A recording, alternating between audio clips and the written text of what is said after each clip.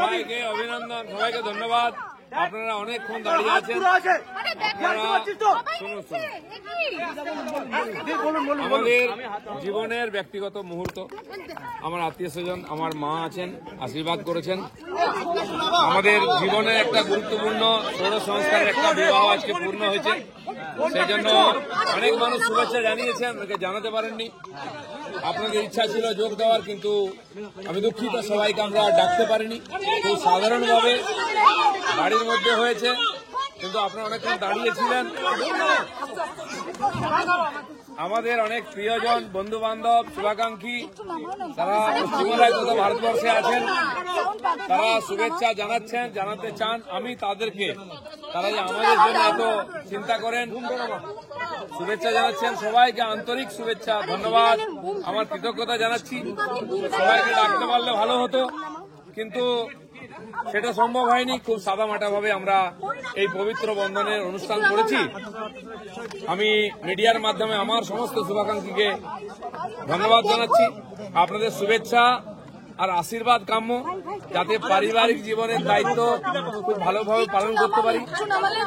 পরিবারের সেবা, সমাজের, দেশের সেবা, সব সেবা যেন করতে পারি এবং বিধি বিধানকে যেন সফল করতে পারি, সেই আশীর্বাদ সবার কাছ থেকে চাই।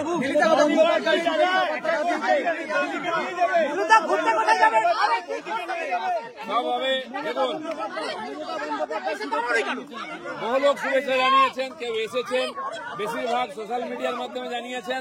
আমি সবাইকে আমার তরফ থেকে কৃতজ্ঞতা জানাচ্ছি। মমতা ব্যানার্জি মুখ্যমন্ত্রী, তিনিও জানিয়েছেন শুভেচ্ছা। সবাইকে কৃতজ্ঞতা জানাচ্ছি। কালকেই খড়গপুর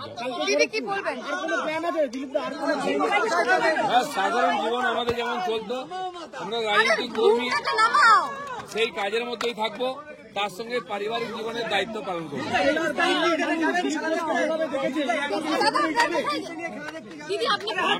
আমি যাতে আমার রাজনৈতিক গতিবিধি ঠিক রাখতে পারি, রাজনৈতিক দায়িত্ব পালন করতে পারি, তার সঙ্গে মায়ের দায়িত্ব পালন করতে পারি, সেই জন্য বিবাহ বন্ধনে আবদ্ধ হয়েছি। আমার জীবন সঙ্গী রিঙ্কু সব জানে, সেও পার্টির কর্মী, সব জেনে আমার পরিবারের মায়ের দায়িত্ব স্বীকার করেছে। আপনারা আশীর্বাদ করুন যেন সেও এবং আমরা এই দায়িত্ব পালন করতে পারি। আমাদের রাজনৈতিক জীবন যেমন ছিল, আমাদের পার্টি যে দায়িত্ব দেবে, যেভাবে দেবে, পুরো শক্তি সামর্থ্য লাগিয়ে আমরা সেই কাজ করব, বাংলায় পরিবর্তন করব। আমি তো যাব, তারপরে দেখছি কে যাবে।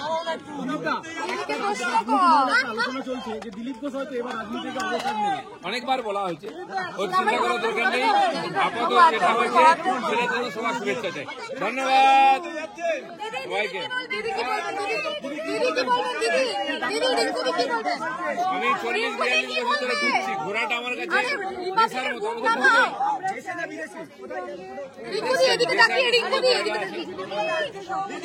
বলার ক্ষমতা নেই। আচ্ছা, শুনে নিন আমার সহধর্মিনী কি বলছেন তার বক্তব্য।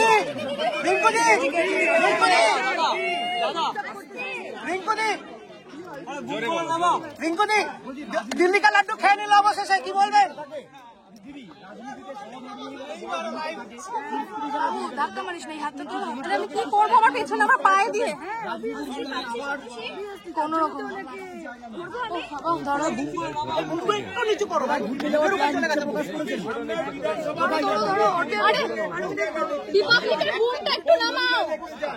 সেটা আমাদের পার্টির ওপর নির্দিষ্ট সিদ্ধান্ত নেবে।